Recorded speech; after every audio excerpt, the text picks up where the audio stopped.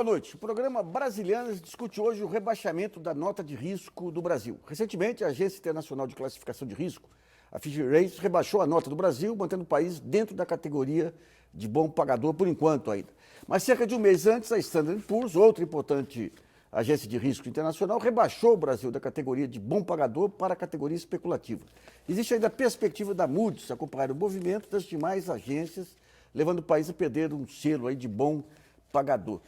Para avaliar a conclusão das agências internacionais de risco, o impacto desse rebaixamento para a entrada de investimentos no país e as perspectivas do cenário econômico interno, recebemos hoje Samuel Pessoa, diretor do Centro de Políticas de Crescimento Econômico do Instituto Brasileiro de Economia da Fundação Getúlio Vargas, no Rio, o Nelson Marconi, que é coordenador do curso de graduação da Escola de Economia de São Paulo, da Fundação Getúlio Vargas, e Antônio Carlos Alves dos Santos, especialista em Economia Internacional e professor titular da PUC de São Paulo. Também contamos com a colaboração do jornalista Nelson Lim para selecionar perguntas enviadas pelos internautas. Lembrando que o programa é gravado e, portanto, as perguntas já foram encaminhadas e selecionadas através do nosso site www.brasilianas.org.com.br. Bom, nesse primeiro bloco vamos discutir aí o método de avaliação das agências internacionais de risco. Ô Samuel, eu queria entender um pouquinho, durante muito tempo se dizia que as agências tinham muito mais uma visão de contador do que de economista, né? Eu lembro que em um certo período se analisava exclusivamente a questão das contas internas, e as contas externas eram decorrência do equilíbrio interno, e se critica as agências também por não avaliar, sempre avaliarem um retrato estático da economia e não a dinâmica. Parece que tem havido mudanças nos últimos tempos. Eu queria que você explicasse para o nosso telespectador qual que é hoje, como era e como é hoje o padrão de análise das agências. Essas agências, elas começaram lá no começo do século XX e tem toda uma história, elas mudaram muito o seu procedimento, né? Inclusive, se nós pegarmos, por exemplo, nesse evento passado, a crise do subprime, em que elas foram muito lenientes e erraram muito em dar uma nota de crédito muito boa a muitos papéis lastreados em hipotecas, né? E depois veio se saber que aqueles papéis valiam muito pouco, né? No período logo anterior, elas eram acusadas de serem rigorosas demais. Então essas coisas mudam, são dinâmicas.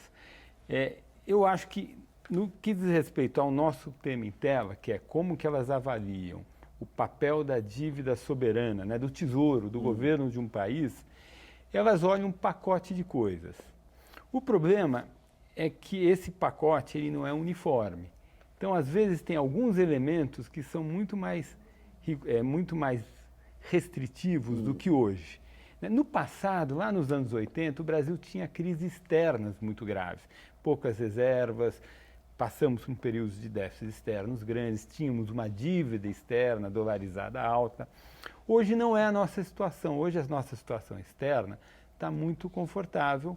Acho que foi um campo que as últimas gestões olharam com cuidado e fizeram um bom trabalho. A gente tem muitas reservas, mesmo o déficit externo, que é muito grande, foi muito grande no ano passado, está caindo rapidamente. Então, neste campo externo, não há grandes problemas. Aí, onde que nós estamos muito mal? Nós estamos muito mal na solvência interna. A dívida brasileira cresce muito rapidamente, a dívida interna, denominada na nossa moeda, e eu acho que esse é o elemento essencial para o julgamento delas. Então, eu diria para você, eu acho que elas julgam um todo, mas o todo não é uniforme. Aí, quando tem algum elemento que começa a destoar muito, elas começam a olhar com mais atenção para esse elemento. No nosso caso, é a dinâmica da dívida interna. O Nelson, a gente está vendo aí os impactos de políticas de câmbio e juros sobre o nível de atividade, né? Ou seja, você tem até um determinado nível que você pode fazer o ajuste fiscal, a partir dele você pode ter quedas do nível de atividade que come via queda de receita o ganho que você pode ter via corte de despesa, né? Essa dinâmica da economia, esses impactos, digamos, da soma de políticas monetárias e fiscal sobre a economia entram nas análises das agências. Eu lembro que na véspera até da queda do Cavalo, o Cavalo anunciou um plano fiscal lá, a Argentina e Zang, né? E a Standard & Poor's aprovou. E como que entra essa questão de analisar, digamos, a dinâmica da economia em relação a nível, os impactos de ajuste fiscal e monetário sobre o nível de atividade? Eles têm, logicamente, eles têm um viés, do meu ponto de vista, quer dizer, o que eu vejo na análise deles é que eles dão uma ênfase muito forte atualmente para a questão fiscal. Né? Então, você vê, por exemplo, tinha uma época, por exemplo, que o Peru tinha um ranking, uma nota melhor que a nossa, né? No caso, você fica imaginando, mas como é que é? A estrutura da economia do Peru não é tão forte como a nossa. Então, quer dizer, eles têm essa questão da solvência muito importante para eles, porque eles estão vendo o investidor que está aplicando na economia. Então, a primeira coisa que eles vão ver é a solvência, porque normalmente se aplica em títulos públicos. Então, eles vão... O objetivo deles é a solvência, não é desenvolvimento, isso aí é... Então, mas aí eles olham o crescimento, logicamente, as outras políticas, porque esse crescimento vai ter um impacto na arrecadação, né? Vai ter um impacto na própria relação entre a dívida e o PIB, né? Que quer dizer, o próprio resultado que eles estão olhando, o denominador é o PIB, e eles também têm que olhar para isso. Então, quando eles olham para a economia brasileira e veem, peraí, está crescendo menos, e a situação fiscal está piorando, eles estão vendo que a relação dívida-PIB tende a piorar. Agora, essa visão de olhar o crescimento é mais recente, né? Porque no caso do começo da década dos anos 2000, aí a ideia era meramente faz o ajuste, faz o corte. Sim, era um ajuste à la FMI, digamos, dos anos 80, né, mais ou menos. Mas hoje eles têm que se preocupar com isso também, porque isso vai ter um impacto na própria capacidade de pagamento do país. É mais recente isso. Doutor Carlos, como é que você vê, então, essa maneira das agências analisarem e compreender a economia? Eu acho que o primeiro ponto é que foi mencionado pelo Samuel, quer dizer, as agências estão preocupadas em recuperar a credibilidade que elas perderam em razão do comportamento equivocado durante a crise de 2008. Então, quer dizer, o que você percebe digamos, na gestão atual das agências é um rigor maior e uma amplitude maior em relação a indicadores para verificar a solvência. Então, os indicadores mencionados pelo Samuel, pelo Nelson Marconi, eles são importantes, mas há um elemento novo que surgiu a partir da experiência americana, quer dizer, que é o elemento político. Quer dizer, você tem um problema de solvência fiscal, você precisa fazer implementar medidas na área fiscal, então eles avaliam também se você tem uma maioria, ou se você tem uma coalizão política em condições de sustentar o equilíbrio fiscal, implementar medidas, etc. Me parece que a primeira redução da dívida, que foi da primeira agência, foi basicamente isso, foi uma espécie de recado, um recado amigável que ajudou em certo sentido ao próprio ministro Levy. Olha, a situação está complicada, nós estamos levando a sério, a gente recomenda que realmente vocês escutem ao ministro. Eu acredito, mesmo o comunicado da FIT, né, a questão política roda o comunicado o tempo todo, né? Quer dizer, o que a FIT está lendo lá, ela está vendo que existe um problema fiscal, mas ela entende que pelo ciclo econômico é difícil o governo melhorar muito. Esse realismo. Esse realismo, mas ela percebe que, dada a situação política, vai ser muito difícil resolver a questão fiscal 1 ano à frente, 2 anos à frente, 3 anos à frente. Quer dizer, pelo que a gente pode apreender aí, quer dizer, hoje elas têm um grau de objetividade maior do que em outros momentos sobre o cenário econômico. Eu acho que sim. Acho que aquela maneira estreita lá dos anos 80, né, dos até anos 90, 2000 aí, a Argentina foi típico, né? Foi típico. Sim, pode falar. Eu acho que, para usar uma expressão que está na moda, quer dizer, eu acho que ela faz economia política, para usar a terminologia da academia americana, ou seja, faz uma análise dos elementos técnicos da macroeconomia, aí inclui a variável política, quer dizer, que é as instituições, as coalizões político-partidárias. Aí, somando esses dois elementos, a parte técnica da macroeconomia, mas a avaliação das instituições, ele chega a um resultado. Eu acho que você tem toda a razão. E é possível que isso reflita uma modernização dessas agendas, porque se a gente pegar a própria academia americana, nos últimos 20 anos, né, ela incorporou na macro e no crescimento o tema da economia política. Ou seja, tem gente também, não é só... É que era um tema, quando eu comecei a estudar a economia, era só umas matemáticas, umas coisas, e não se olhava por esse lado. Não sei como você vê, Nelson. Não, então, eu entendo que é importante, eu concordo com vocês que vocês estão falando, mas eu acho que no caso do Brasil, especificamente, eles estão vendo que a questão fiscal ela está muito dependente de você resolver o cenário político. Então, para eles realmente não fazerem uma avaliação errada e justamente terem aí um problema de cair em descrédito, então, uma avaliação errada, eles aprenderam com o tempo que o cenário político tem essa questão teórica, eu concordo com o que os meus colegas estão falando aqui, o Samuel e o Antônio Carlos, mas eles conseguiram recuperar, digamos, né, modificar o seu ponto de vista, percebendo que esse cenário é importante. E no caso do Brasil, eu acho que o cenário fiscal hoje ele está muito condicionado. A mudança, não o cenário fiscal, a mudança do cenário fiscal está muito condicionada ao cenário político. Então, agora tem um outro aspecto que elas são muito mais objetivas, digamos, do que a discussão jornalística aí que é o impacto do nível de atividade sobre a parte fiscal também. Né? Aqui fica parecendo que toda a questão do desajuste é falta de cortes. Né? Essa questão do dinamismo da economia é levada em conta para a nota aí. Para não ser tão estática a avaliação. Né? Sim, mas a gente não pode esquecer que a literatura sobre a questão de como você fazer o ajuste, ou seja, fazer um ajuste pelo lado da despesa, pelo lado da receita, quer dizer, os trabalhos do Alesina e de outros economistas da chamada nova economia política, eles são relativamente corretos quando afirmam, quer dizer, os dados empíricos comprovam, que se você faz um ajuste pelo lado da despesa, quer dizer, o impacto negativo é menor, e a extensão da recessão também é comparativamente menor. O problema de você fazer um ajuste pelo lado da despesa é a dificuldade política de você organizar uma coalizão que concorde. Agora, quando você fala ajuste do lado da defesa, você tem ajustes e ajustes também. Né? A dosagem é um elemento central que não é meramente Você pode ter grandes ajustes do lado de despesa, ajustes razoáveis ou ajustes pequenos também, né? Não, claro, eu não estou sugerindo que se reduza os investimentos na Bolsa Família, de modo algum, mas eu estou sugerindo que se revise as políticas da Dilma I, quer dizer, você teve subsídio para alguns setores da economia brasileira que não gerou resultados nenhum, como aliás era esperado.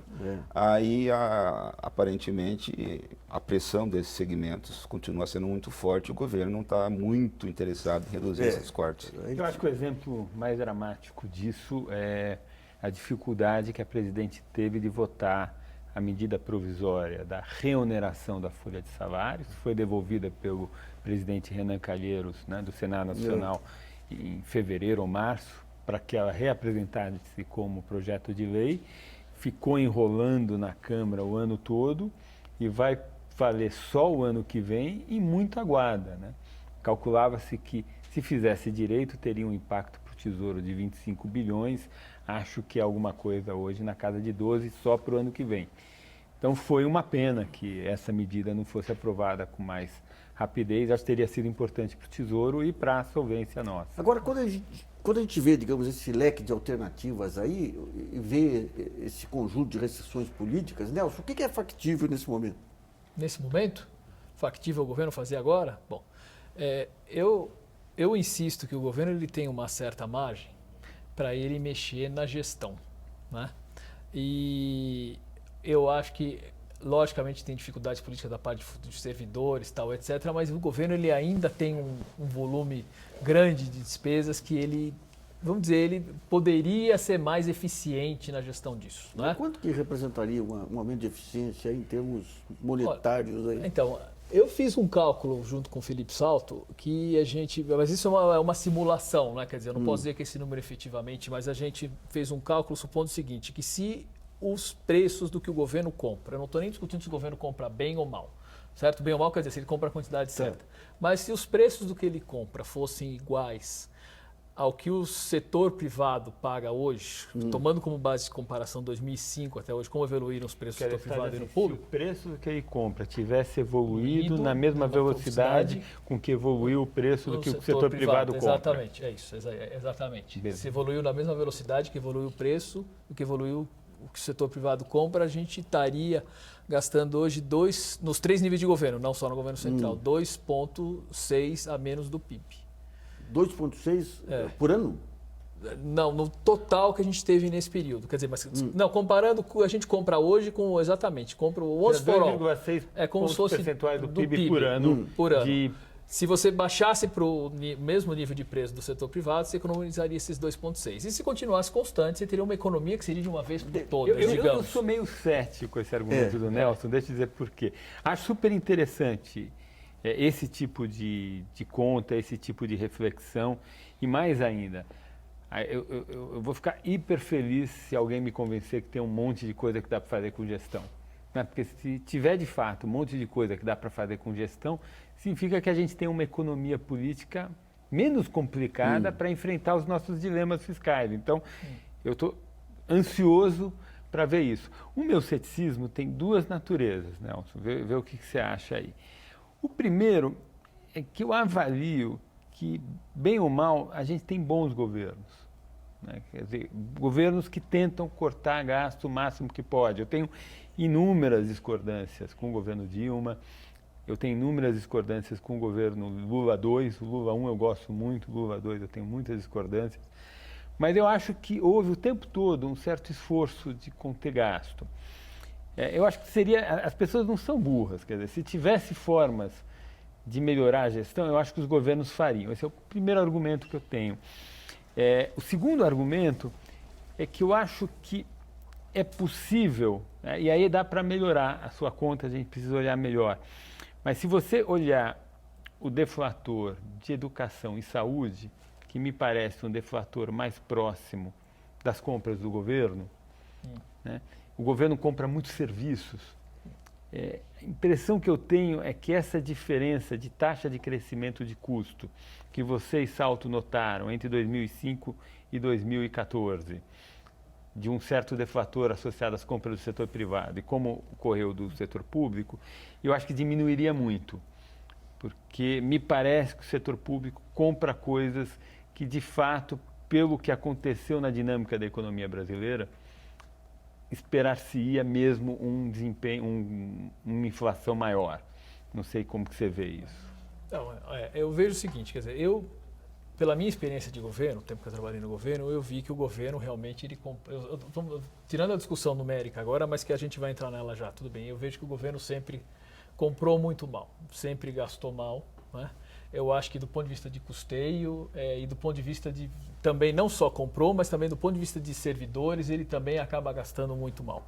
Né? Porque às vezes ele contrata onde não precisa, ele não contrata onde precisa, ele dá aumento do salário para quem não precisa, ele cria incentivos errados, Mas tal, ele tudo faz mais. isso porque ele é burro? Não é porque ele é burro, não. Tá certo? Ele não é burro.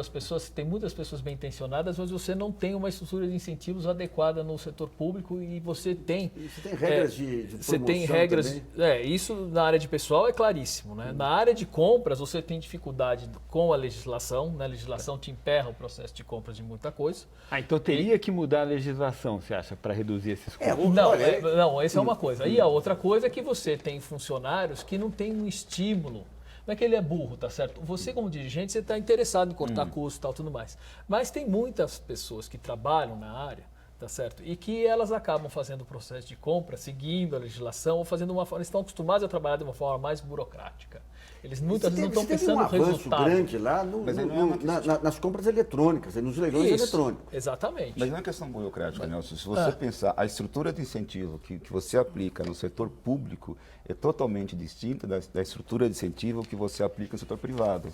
Se você pegar toda a discussão teórica desde os anos 50 até hoje, você não consegue chegar a uma conclusão que indicando, olha, você pode pegar a estrutura do setor privado e colocar no setor público. Porque se você conseguisse fazer isso, essa pergunta que o Jean Tirole fazia, se você conseguir fazer isso, o problema estaria resolvido. O único país que consegue isso é a França. Vou dar um exemplo bem... Eu participei de alguns seminários lá atrás aí do Ministério do Planejamento com... O que eles colocam lá é o seguinte, os programas de gestão, de como você pode racionalizar, mas o grande problema é um conjunto de legislações, de procedimentos e de regulamentos aí que amarram tudo. É a questão da burocracia que acaba se sobrepondo. Mas eu ia dar mais um exemplo só desculpe, só um minuto. Imagina o seguinte, você quando tem um orçamento no órgão público, chega no final do ano, se você não gastar orçamento, é uma correria insana para você gastar. Porque o que acontece? Se você não gastar aquilo, no ano seguinte, você vai ter um orçamento menor. É isso. Mas agora esse problema mudou, viu? Sabe por que acontece isso? Isso acontece nos níveis subnacionais também. Se você chegar para qualquer secretário de saúde, assim, a coisa daquele... Mansueto Almeida conta essa história, é engraçadíssimo. Às vezes tem umas verbas que chegam no final do ano, na última hora. Isso. Secretário de saúde odeia essas verbas. Sabe por quê? Porque a verba é vinculada. Chega no final do ano, ele tem que gastar correndo, sem saber com o que gastar. Então, mas Por quê? Porque se ele não gastar, É isso. o TCE, Tribunal de Contas Estadual, vai em cima dele, porque ele não respeitou a vinculação orçamentária. Então, é assim, Tem o sistema de regras acho também que a que- gente Isso, tá, isso. tem duas discussões super interessantes aqui. Tem um lado que é, será que dá para a gente, com racionalização, reduzir o gasto? Eu sou cético porque eu acho que os governos desse ou daquele partido, não independente disso, tentam fazer o melhor que dá. Então, eu acho que a gente está meio no ótimo. Agora, tem outra discussão.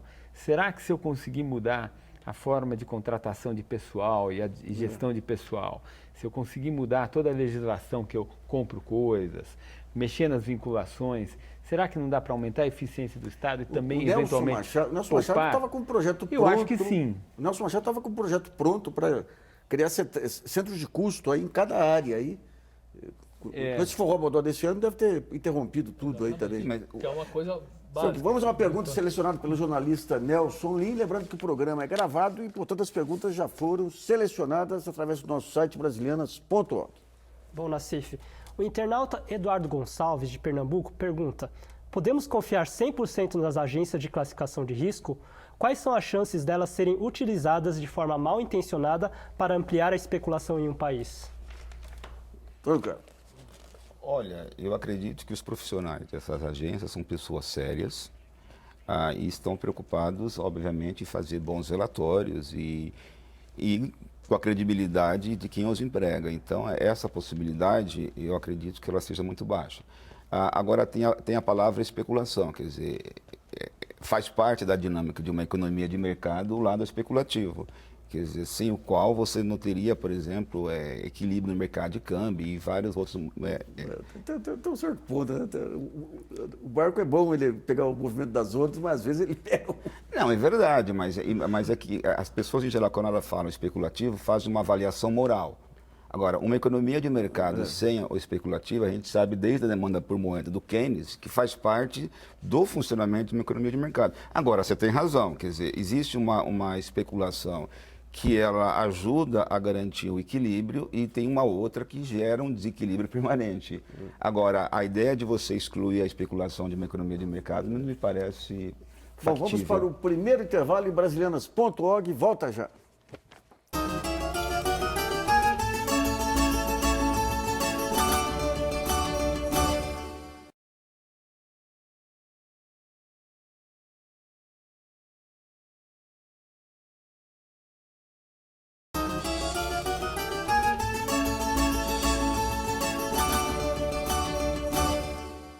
Voltamos a apresentar o programa Brasilianas.org, que discute hoje o rebaixamento da nota de classificação de risco do Brasil pelas 3 principais agências internacionais. Nesse segundo bloco, vamos tentar entender aí o significado desse rebaixamento para o governo e para as empresas brasileiras.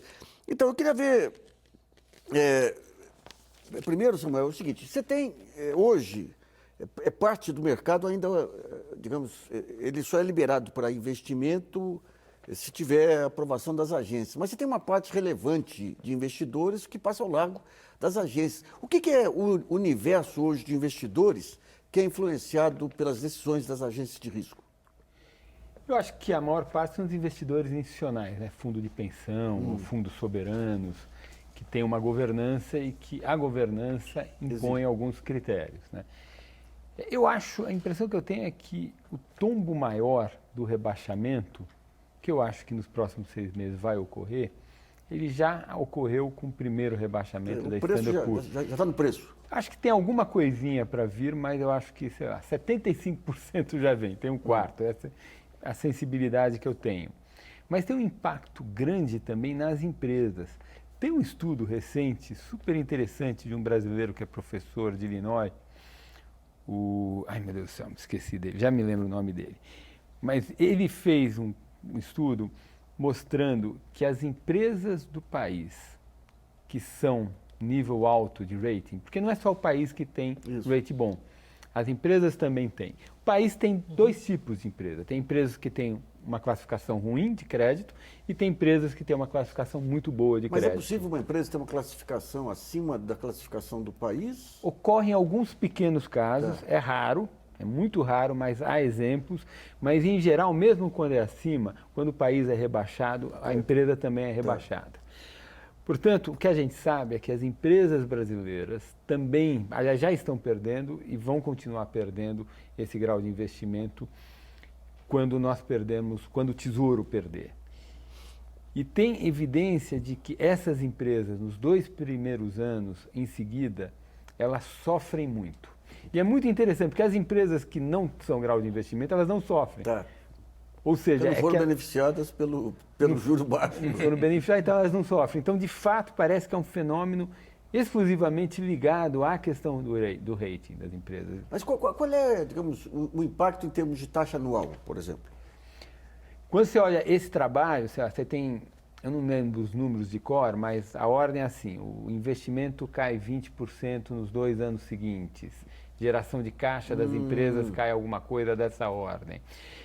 Quando a gente olha os estudos para o país, mostra que o custo de levantar recursos aumenta uns 2%, alguma coisa dessa. Eu não entendi a geração de caixa aí, porque o rate, a rigor, não tem nenhum impacto.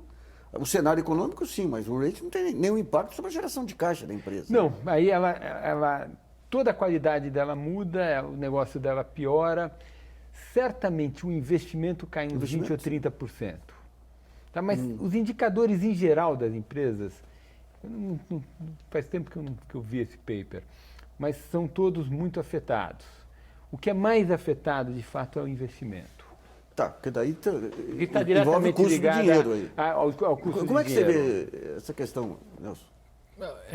Você justamente vai ter o aumento do custo do dinheiro para as empresas, se elas não tiverem acesso a um mercado local de crédito, se elas estiverem justamente captando crédito externo, elas vão ter um custo de dinheiro mais alto. O problema é que o custo do dinheiro no mercado interno também vai tender a encarecer como consequência da perda do rating. Então, esse é o problema que eu acho que é muito sério. Lógico que você vai ter o impacto sobre o investimento, mas é justamente através da escassez, digamos, de crédito e do custo do dinheiro. Havia uma crítica, lá atrás, nas agências de risco, que elas acabavam ficando meio reféns dos seus clientes aí. Eu lembro quando chegamos em dezembro de 94, lá no começo do Plano Real, que as avaliações colocavam o país de menor risco na América Latina, México, país de maior risco, Brasil, um mês antes do México quebrar. Então, Carlos, como é que é essa relação? Você acha que hoje ainda tem esse impacto da clientela sobre as avaliações? Olha, eu acredito que sim. Quer dizer, se você comparar com alguns países da América Latina e de outras partes do mundo, claramente você percebe isso. Agora, retomando a colocação do Nelson, quer dizer, do Samuel, quer dizer, você tem um encarecimento do custo de capital das empresas. Quer dizer, o fato desse custo de capital ser levantado lá fora ou aqui, quer dizer, não altera muito, porque no final, quer dizer, o impacto externo gera impacto interno e você vai gerar uma espécie de equalização no custo de capital. E esse custo de capital vai reduzir a propensão a investir dos empresários. E aí você vai ter um agravamento da situação macroeconômica do país. Então, quer dizer... E além do custo de capital em si, você tem a desvalorização cambial também, que acompanha essa queda do rate também, né? Nesse caso do câmbio, há 2 impactos. Quer dizer, por outro lado, você tem realmente a possibilidade de você exportar, quer dizer, mas, por outro lado, o custo dos insumos importados aumenta. Aí teria que ver qual vai ser o resultado líquido. Principalmente, várias empresas estão endividadas em dólar, né? Além da questão o câmbio do balanço das empresas. Dívida, né? Quer dizer, a situação é pior. Eu não sou tão otimista quanto você e o Samuel em relação ao fato de já ter sido precificado. Eu acho que... Acho que vem mais ainda? Eu acho que vem mais. Sabe por quê? A gente está falando... Você tem um ponto comum entre todas as empresas que tomaram empréstimo em dólar, que todas são afetadas. Agora, você tem um perfil de produção de cada umas voltadas para o mercado externo, outras internamente, que tudo isso, o impacto do câmbio é diverso para cada uma delas também. Depende da né? composição dos Eu acho que a única insumos. coisa boa disso é que o câmbio desvaloriza isso. Quer dizer, lógico, dentro de certos limites, certo? Sim, Né? mas é não dá para fazer uma relação Mas- mecânica entre você ter uma alteração do câmbio e você ter ganho de exportação. Isso. Você tem que ver o efeito líquido. Para E se cada você caso é um pegar, caso. digamos, os dados da economia brasileira, a relação de causalidade não é tão simples assim. A gente sabe que pelo menos tem uma defasagem longa. Tem uma Tem. defasagem, Uma defasagem lógico. bem longa. Se você olha os dados agora, as exportações de semi-manufaturados, os quantum, né? A quantidade por bens exportados semi-manufaturados está começando a melhorar. Você tem de que manufatura. voltar a reconquistar cliente, Isso. Todo mundo olhar e ver que expulsar o um câmbio vai competidor lá ficar daquele nesse mercado. lugar. Né? Não é uma coisa que em um mês você vai resolver isso. Não, eu sei, E porque- nem é a melhor forma de você também ter uma desvalorização. Estou brincando, lógico. Não, porque- né? Você ter uma desvalorização em função de uma crise. Né? Quer dizer, Do- os do modelos risco, teóricos, risco, é. os modelos Isso, teóricos do risco. simplesmente indicam isso. Quer dizer, quando você tem um ajuste do lado do setor externo, o primeiro impacto é sobre as importações. Sim. Mas estou dizendo o seguinte, está se colocando demasiada esperança e expectativa em relação ao impacto pelo lado das exportações. Quer dizer, se você pegar os trabalhos das pessoas que se dedicam a isso nas várias áreas do setor externo brasileiro, não é tão simples assim. Quer dizer, vai ter pessoas muito chateadas quando saírem os Ainda mais dados do num futuro. quadro internacional também, que não é dos mais favoráveis também, né? Você vê como essa questão do cenário externo aí para a economia brasileira? Tem os dois lados, né? Quer dizer, eu acho que o mundo está fraquejando, né? A gente está vendo, saiu o PIB americano recentemente, novamente a economia americana frustrou um pouco, já se fala em iniciar o processo de normalização monetária, subida da taxa básica lá do Banco Central deles o ano que vem, pode ser em dezembro, pode ser o ano que vem. Não importa um pouco, mas o dado é que aquele sonho que a gente tinha um tempo atrás de ver durante 2, 3 anos a economia americana rodando a 3 para dar um puxão no mundo e acabar de eliminar o hiato de desemprego que tem lá naquela economia, né, o desemprego de longo prazo, parece que isso não vem mais. Parece que vai ficar nesse rame-rame de 2,2% ao ano nos próximos anos, que para eles é ótimo, porque já são uma economia muito boa, mas está longe do que se imaginava há um tempo atrás. A China tem uma deflação no preço ao atacado na China de 6% ao ano. 6% ao ano. 6. Ela vinha até uns 8 meses atrás em 3, aí caiu para 4, Tem caiu uma para deflação 5. com a economia crescendo ainda E tem uma 7%. deflação. A do ao consumidor, que seria o nosso IPCA, está uma inflação de 1,5%. Agora o IPA deles, que é o preço ao atacado, está em 6%. E para olhar o mundo, o que importa é o IPA, né? Porque Claro. são os bens que eles exportam. Então eu acho, inclusive, essa deflação, ou essa inflação baixíssima que está nos Estados Unidos, que lá o Banco Central deles diz que é só problema do câmbio e do preço do petróleo, eu reflexo- acho que já vem muito exportação de deflação na China. Por isso que eu acho Também a deflação, desculpa, tem também o risco de deflação forte na Europa. Quer dizer, no mundo inteiro, na verdade, tirando os emergentes, o risco é de Então deflação. é um mundo fraco. Esse mundo fraco, eu acho que tem um resultado ambíguo para nós. Por um lado, para recuperar exportação, atividade, é ruim. É ruim. Por outro lado, dá tempo para que nós resolvamos os nossos problemas fiscais. Mas tempo em que sentido? Porque dá tempo porque o juro no mundo vai ficar muito baixo. Ah, sim. Né? Durante muito tempo o juro vai ficar baixo, os investidores internacionais, talvez os institucionais tenham que sair por conta das restrições da governança dos fundos, mas uma parte grande fica, porque aqui tem um juro salgado, um juro bom, e lá fora está ruim, dá um tempo para a gente arrumar a nossa casa fiscal, resolver a nossa economia política complicada e tentar construir um superávit primário maior. Vamos a outra pergunta selecionada pelo jornalista Nelson Lee, lembrando que o programa de hoje foi gravado. Nelson. Bom, Nassif, o internauta Lucas Ribeiro de São Paulo pergunta: quais são as consequências reais para o desempenho econômico do país se a Moody retirar o selo de bom pagador do Brasil? Bom, a gente já abordou mais, mas Nelson, Bom, as consequências reais seriam: você vai ter menos capital. Primeiro, menos capital investido no país, no mercado financeiro. Né?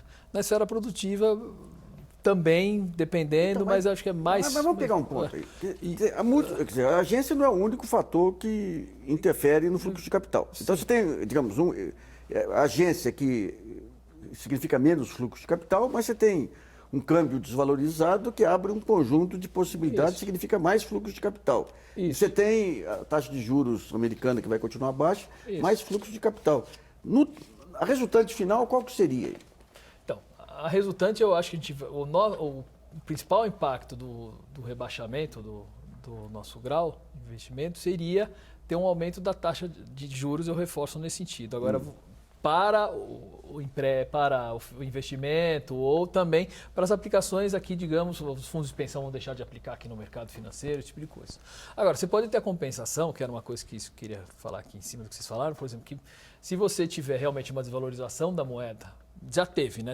Essa desvalorização que veio, a economia mundial ela está muito fraca, concordo com vocês, não é aquela coisa da época do Delfim, que você vai ter aquele boom de exportações e tudo mais, mas o que acontece é que se você tiver uma moeda mais num lugar competitivo, né, o que as empresas que produzem em outros países podem vir produzir aqui. Então você tem não é que você vai aumentar, a demanda mundial está crescendo, mas você tem uma mudança na composição dessa produção. Indústria automobilística, mas tudo, você tem um remanejamento. Exatamente, você tem um remanejamento. Não, tá? não é possível, Nelson. Porque o Brasil tem uma política industrial, quer dizer, que não permite, quer dizer, a empresa multinacional que vem para o Brasil, ela vem para produzir aqui internamente.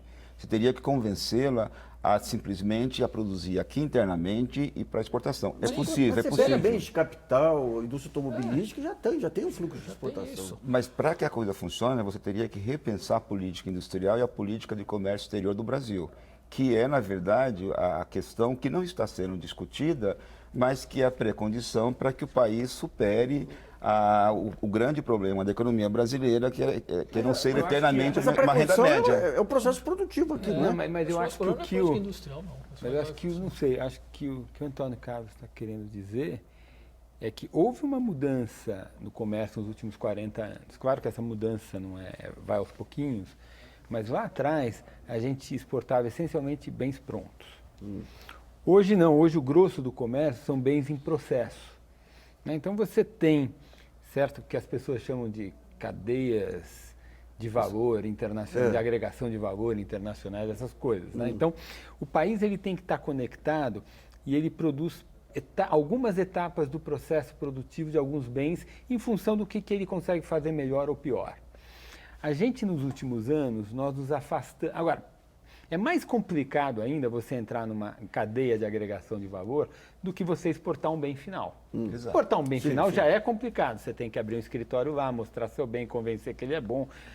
Agora, para você entrar num processo, eu vou vender uma etapa do processo de produção tal coisa. É isso que eu vou vender. Ou um bem, um insumo intermediário que é usar. Aí é muito mais complicado. E a gente se furtou a entrar nesse jogo nos últimos anos. Com o câmbio do jeito que estava, você não tinha nem condição de comprar. Mas teve uma política também, né? O Samuel colocou, mas, quer dizer, mas é uma visão, quer dizer, em relação ao setor externo. Quer dizer, isso implica, e não é uma culpa do governo, na verdade, é um problema da elite política brasileira. Implica você repensar e levar seriamente a diplomacia comercial, significa você repensar a questão de cadeias de valores, implica em você rediscutir como é que você mantém o Mercosul, mas ao mesmo tempo você amplia os acordos que são necessários para que o país tenha maiores mercados para exportar. Eu acho que a gente pode ver dois exemplos recentes, que eu acho que foram oportunidades que nós perdemos. Teve o Inovar Alto. A nossa indústria automobilística tem problema, a gente sofre concorrência da China, nós não somos tão produtivos quanto a China, então pusemos 30% de IPI para aquelas empresas que não produzem com conteúdo nacional. Ora, essa é uma medida que ela não é duradoura. A gente deveria ter feito alguma coisa para tentar encaixar a nossa indústria automobilística nesse mercado internacional. Talvez ela encolhesse muito, mas ela encolheria e se encaixaria no mundo e cresceria junto. A outra coisa foi a maneira como nós reconstruímos a indústria naval. Um monte de estaleiro espalhado pela costa do Brasil, com conteúdos nacionais excessivos, tudo meio com comprador nacional. Ora, nós poderíamos ter tentado fazer na indústria naval alguma coisa parecida com o que nós fizemos na Embraer. Menos estaleiros, ligados a centros de pesquisa e visando a exportação. E aí De qualquer modo, entrando... Você tem uma curva de Deixa eu falar aprendizagem. uma coisa, espera aí. Então, fala. Desculpa, a decisão sobre você entrar ou não na cadeia global de valor não é do país, né? Quer dizer, é uma estratégia das empresas. Quer dizer, o que o país tem que fazer é ter uma política um ambiente que possibilite a empresa querer colocar você dentro dessa cadeia, certo? Exato. Então aí por isso que a política macroeconômica tem que estar ajustadinha e tudo mais. Os acordos comerciais realmente a gente perdeu muito tempo, isso eu concordo com vocês. Eu acho que do ponto de vista política industrial a gente não precisa fazer muita coisa, não. Precisa estar a macro está acertada, equilibrada, né? Agora, em relação à questão desse conteúdo local, que é um pouco o Samuel está falando, o problema é que a definição de conteúdo local ela é complicada, porque você considera como conteúdo local o valor adicionado, tanto sendo valor adicionado no país, mas dentro desse valor adicionado está toda a despesa de pessoal. Então, se você praticamente tem conteúdo local, você já mata com o pessoal. Aí o resto, no fundo, não funciona o conteúdo local. Esse que é o problema. Não funciona. Joaquim, nós vamos fazer o segundo intervalo aqui, voltamos daqui a pouquinho.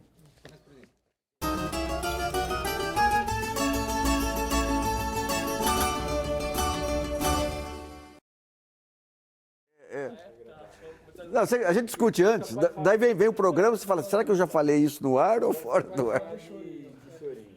Oi.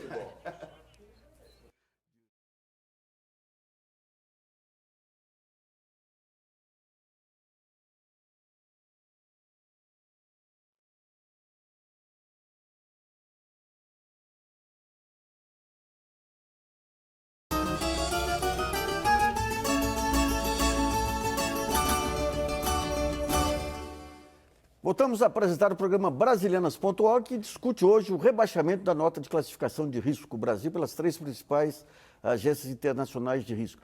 Nesse último bloco, vamos avaliar as perspectivas aí do cenário econômico brasileiro. E terminamos o segundo bloco falando do conteúdo nacional e o Nelson estava com a palavra. Eu estava falando justamente que a definição mesmo de conteúdo nacional, ela não estimula as empresas nacionais ou a indústria nacional da forma que se esperava, porque uma boa parte do que se considera conteúdo nacional é a própria mão de obra, que é a despesa com o pessoal. Quer dizer, o que sobra para você colocar aqui no conteúdo nacional é muito pouco. Então você tem um incentivo que acaba não gerando os resultados esperados. E provavelmente, apesar de não gerar os resultados esperados, ele gera litígio, ele gera confusão burocrática, ele gera custo de transação na produção. Mas se a gente for pegar, digamos, os benefícios e os malefícios, se pegar só aquele negócio do advogado, né? Então, assim, todas essas obras aqui são a favor da sua tese, todas essas obras são contra. O juiz só leu essa, né? Tem ganhos de assimilação de tecnologia, de incorporação de tecnologia. Pô. Eu acho que O Promimp é um programa extraordinário. Depende do setor. A forma do desenho está Depende do setor. Quer dizer, empiricamente, raramente deu resultados positivos, tá ok? Porque, por exemplo, pegar o nosso caso que o Samuel mencionou dos estaleiros, quer dizer, você investir em estaleiro, imaginar que você vai ter condições de concorrer com os países da Ásia, por exemplo. Como é que a Ásia começou? Sim, mas veja, nós não temos investimento de capital humano, nós não temos engenheiro qualificado como a Coreia tem. Mas o processo de indústria infante, como é que se faz, então? Indústria infante 2015, Hã? no processo de industrialização começou em 1950. Então você abre mão de qualquer pretensão, então, de industrializante, você acha? Eu acho que você tem que pensar em alguns segmentos que você tem que ter incentivos, quer dizer, com prazo definido, que você tem que ter mecanismo para você avaliar e se de repente, se você concluir que não está dando bom resultado, você tem que terminar. Mas, em geral, quer dizer, um país que está se industrializando desde 1950, eu acho que a não ser setores de ponta, você pode ter. Mas só uma coisa, Samuel, só para concluir, quer dizer, tem um elemento importante que a gente não mencionou, que é o efeito positivo da recessão à la Schumpeter. Se você pegar os modelos de Schumpeter, não o modelo da Unicamp, mas o modelo do Felipe Aguillon de Harvard, por exemplo, tá ok? Quer dizer, a destruição criativa, ao selecionar as empresas mais eficientes, como você havia mencionado em relação a Birigui, por exemplo, você pode gerar o quê? Uma capacidade exportadora que é bem interessante para o país. Então, esse é um lado negativo do ajuste macroeconômico interno do país que a gente não mencionou, para não ficar criando só uma perspectiva negativa. Também, ou para não ficar com a ideia de que toda destruição é criativa também, né? Não, exatamente isso. Quer dizer, há a possibilidade que via destruição criativa você tenha empresas mais sólidas, com maiores condições de concorrer no mercado internacional. Quer dizer, e elas vão conseguir isso não devido à proteção tarifária do governo nacional, simplesmente por ganhos de eficiência, como você mencionou, quer dizer, Birigui, tem outros Eu acho exemplos. acho que o caso dos estaleiros é interessante do que a gente não deve fazer. A gente tentou construir a indústria naval nos anos 50, ela quebrou. Depois nós tentamos construir a indústria naval com gás nos anos 70, ela quebrou nos anos 80. Quebrou. Foi uma conjuntura. Não, já tinha quebrado nos anos 50. Quer dizer, a gente tentou recriar, estamos tentando, acho que já deu errado, pela terceira vez uma indústria naval.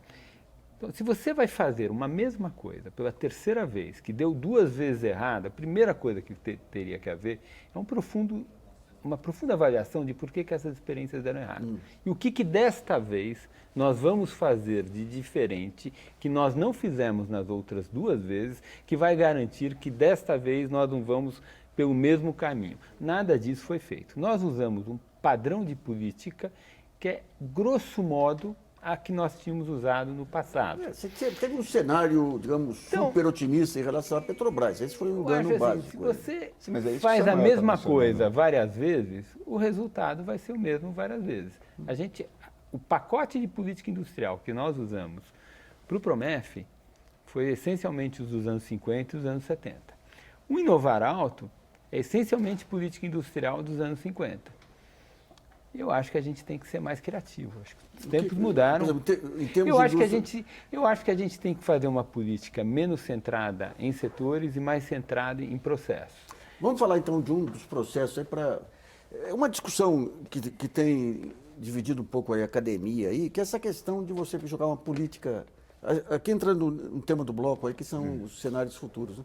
Essa política fiscal junto com a política monetária, que está uma possibilidade de levar a dívida bruta aí a níveis meio complicados. Como é que você está vendo essa combinação da Fazenda e do Banco Central? No começo do ano, quando havia a perspectiva de que no horizonte de 1 ou 2 anos seria possível construir um superávit primário que estabilizasse a dívida pública, aí me parece que a coisa estava bem equacionada. A gente já estava com as inflações futuras indo para a meta, né, tanto para o ano que vem quanto para 2017, as expectativas de inflação estavam caindo bastante. Então, nós tínhamos sinais que as coisas estavam indo bem. Agora, nós vimos que não há condições políticas para em 1, em 2, em 3 ou em 4 anos nós produzirmos um superávit primário que estabilize a dívida. Samuel, o superávit para estabilizar a dívida não é função também do nível da taxa de juros? Se uma taxa de juros de 14,5%, que nível de superávit que seria necessário para estabilizar essa dívida? Não, mas a gente não faz a conta, nem o mercado faz com essa. Você imagina assim, no longo prazo, qual foi a taxa de juros que o governo se financiou? 6 real. No longo prazo, qual o crescimento razoável do país? 2. Então, a razão dívida PIB cresce a 6 menos 2, 4. 4 sobre uma dívida de 60, 4 vezes 6, dá 2,5, 2,4. Então, a gente precisa de um superávit de 2, 2,5, que foi o número lá que o ministro falou no final do ano passado. Então, a dívida pode aumentar durante uns anos, mas se houver um caminho que diga, a gente está indo para lá, daqui a uns 2 ou 3 anos nós vamos ter esse primário, a economia vai estar crescendo a 2, então está tudo legal. Enquanto nós estávamos nesse cenário, eu acho que o ajuste estava indo bem. A gente está fazendo ajuste externo super rápido, tivemos um déficit de 105 bilhões no ano passado, vai ser 60 e 40 o outro. O que aconteceu foi que o ajuste fiscal ele desandou. Ao desandar, ou seja, o que é desandar? A gente não viu, ninguém vê condições políticas na sociedade de produzir esses tais 2, 2,5. Aí todo mundo vê a dívida explodindo, aí o risco explode, explodindo o risco, o câmbio explode, explodindo o câmbio, bate na inflação de novo. E aí você desancora a inflação. Então, é uma situação, não é exatamente ainda, mas é um meio do caminho do que os economistas chamam da tal de dominância fiscal. E aí, quando você chega lá, você tem que jogar a toalha. O que a taxa de juros tem que ser 14,5%? Qual é a fórmula científica para, num quadro de recessão, os impactos da taxa de juros são o quê? Sobre demanda, sobre a taxa futura de de expectativa. Não, acho que é sobre demanda. Né? Quer dizer, A demanda, o PIB caindo em 3%, o desemprego vindo de uma forma... Eu acho que... Nelson. Então, eu acho que a taxa de juros nesse patamar que está, ela, tudo bem, eu entendo que você tem um problema fiscal, tal, essa questão do dólar que o Samuel está falando é realmente uma questão de você ter lá para frente o impacto na inflação em função disso. Mas hoje a taxa de juros ela não está mais atuando, você não precisa aumentar mais a taxa de juros para controlar a demanda, a economia já está derretendo. Não, mas por que 14,5%? Por que você aceita como natural os 14,5% com uma demanda... O PIB cai em 3%. Mas o PIB não aceita como natural. Eu não aceito como natural. Não, então, por isso que eu quero... Veja, a expressão taxa natural dos juros que foi mencionada, na verdade, é uma expressão do economista sueco Wikström, e ela é uma construção teórica. Quer dizer, você sabe qual é a taxa natural de juros simplesmente quando oferta e demanda agregadas estão em equilíbrio. Tem uma série de definições do Wikström. Mas isso é exposto, para usar uma expressão da escola sueca, e não é ex ante. Agora, se a gente pegar o Keynes, que o Nelson gosta tanto, o Keynes deixa claro que a taxa de juros relevante do mercado, que é a Selic, é uma taxa normal que é determinada por fatores convencionais. Então, trazendo tudo isso para o Brasil, quer dizer, o mercado, através de convenções a respeito da história econômica, da política econômica brasileira, define qual é o nível. Não quer dizer que tem que ser 4,25. Então. Não tem nada de científico, é totalmente subjetivo. Não, mas claramente não é científico. Política monetária é uma arte. Né? Todo mundo adoraria que os juros fossem menor. O mercado adoraria? Nem todo mundo, convenhamos. Não é todo mundo. Vamos lá. Não, vamos lá. Não exagero. Vamos lá, gente. Vamos enfrentar esse debate. Não tem nenhum problema com ele. O setor de 3 minutos. O setor bancário. Não, bancário é outra coisa. Ele ganha mais dinheiro com juro baixo. Porque a taxa de bancário, captação cai, ele vai intermediar mais, então ele ganha mais dinheiro com juro baixo. Falando do capital financeiro. Tanto no âmbito das empresas quanto no âmbito de investidores. As empresas perdem na tesouraria, mas ganham no financiamento. Né? Então, não é muito claro. Eu acho assim, gente, achar que os juros são altos no Brasil por conta de uma conspiração do capital financeiro com a diretoria do Copom, do Banco Central, a gente até achou isso. Né? Eu nunca achei. A presidente Dilma achou isso.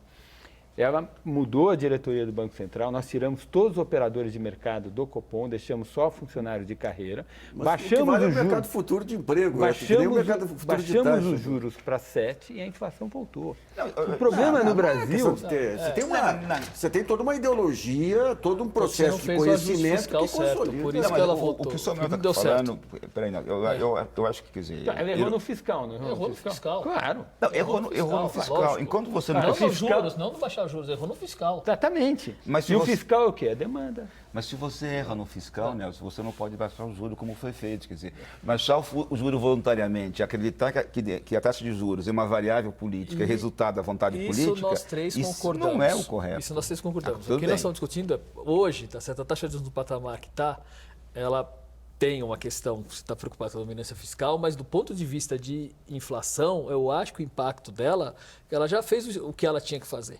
Você já está com a economia derretida e o principal componente da inflação hoje é a inflação dos não comercializáveis, não é os comercializáveis que estão pressionando a inflação. Você tem uma indexação absurda aí nesse processo. Infelizmente, o programa Brasilianas.org sobre o rebaixamento da nota de classificação de risco do Brasil termina por aqui. Ficamos com uma discussão pendente aí. Agradeço a participação do Samuel Pessoa, que é diretor do Centro de Políticas de Crescimento Econômico do IBRE, do Nelson Marconi, que é professor da Escola de Economia da FGV de São Paulo, e do Antônio Carlos Alves dos Santos, que é especialista em Economia Internacional da PUC de São Paulo. Também agradeço a participação, a colaboração do jornalista Nelson Linde e você que nos acompanhou de casa aí em mais essa edição. E lembre, você pode continuar colaborando, enviando sugestões, textos e vídeos para o portal brasilianas.org. Esse espaço aqui também é seu. Voltamos na próxima segunda-feira. Até lá.